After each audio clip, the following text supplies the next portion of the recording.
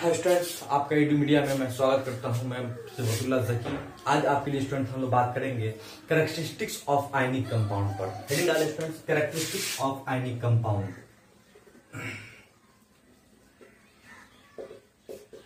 Characteristics of ionic compound.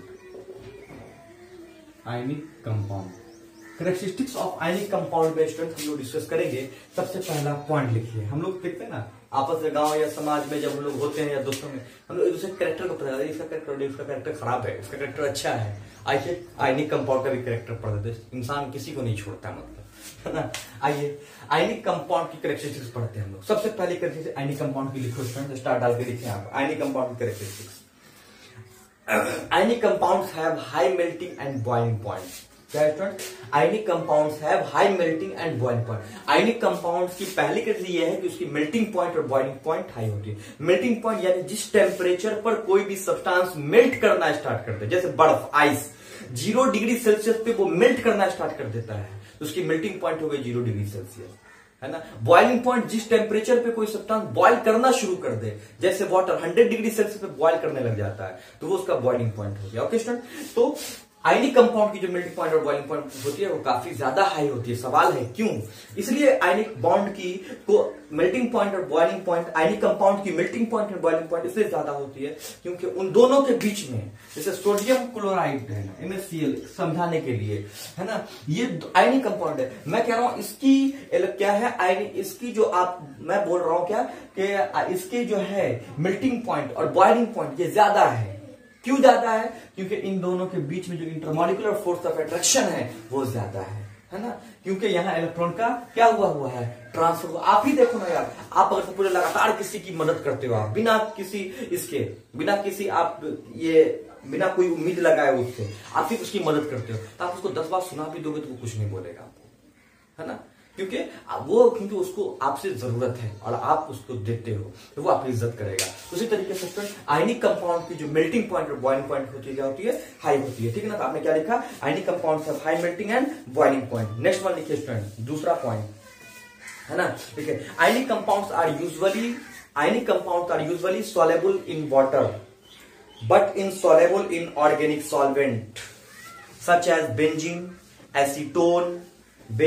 Acetone, है ना, carbon disulphide and carbon tetrachloride. Student देखो क्या कर रहा है कि आयनिक कंपाउंड जो होता है वो वाटर में सॉल्युबल होता है, लेकिन ऑर्गेनिक सॉल्वेंट में इनसॉल्युबल होता है। ऑर्गेनिक सॉल्वेंट जैसे हो गया बेंजीन, अभी आपने देखा कार्बन टेट्राक्लोराइड, है ना, कार्बन डाइसल्फाइड, है ना, ये सब जो स्टूडेंट ये सब क्या आपका ऑर्गेनिक सॉल्वेंट है। और इस सॉल्वेंट में आयनिक कंपाउंड सॉल्युबल नहीं होता, वाटर में सॉल्युबल होता है। इसका मतलब स्टार डाल के तीसरा लिखिए, तीसरा पॉइंट लिखें आप, ionic compounds conduct electricity.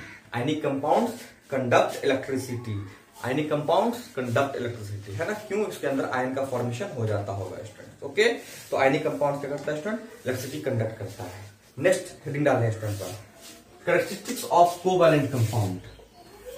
Characteristics of covalent compound.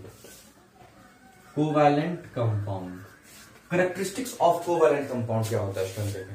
पहला पॉइंट लिखे इसमें, covalent compound have low melting and boiling point. Covalent compounds की मेल्टिंग पॉइंट और बॉइलिंग पॉइंट क्या होती है स्टूडेंट, काफी कम होती है।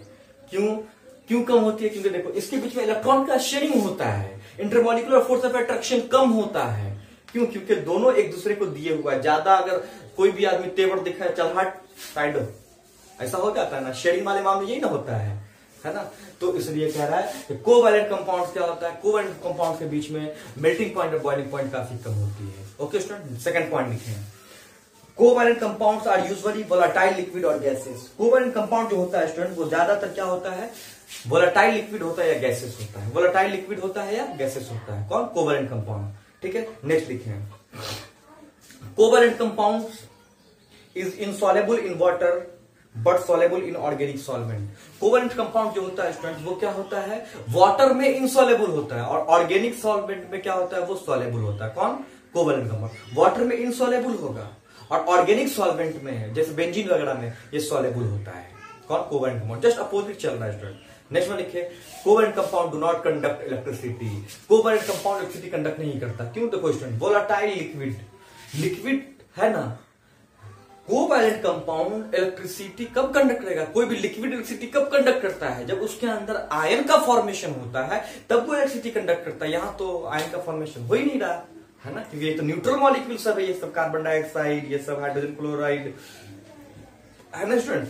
तो ये सब क्या है आपका कि इसमें आपको क्या होगा, इलेक्ट्रिसिटी कंडक्ट नहीं करेगा। ये थे स्टूडेंट्स आपको कोवैलेंट कंपाउंड की कैरेक्टरिस्टिक्स और आयनिक कंपाउंड की कैरेक्टरिस्टिक्स। आई होप कि आप मेरी बात को इजीली समझ गए होंगे। अब नेक्स्ट स्टूडेंट हम लोग डिस्कस करेंगे अपने ही चैप्टर कार्बन कंपाउंड पर, कार्बन के इंट्रोडक्शन को पढ़ेंगे। तब तक के लिए आप हमारे चैनल को सब्सक्राइब कर दीजिए, बेल आइकन को प्रेस कर दीजिए और वेट कीजिए नेक्स्ट वीडियो के लिए।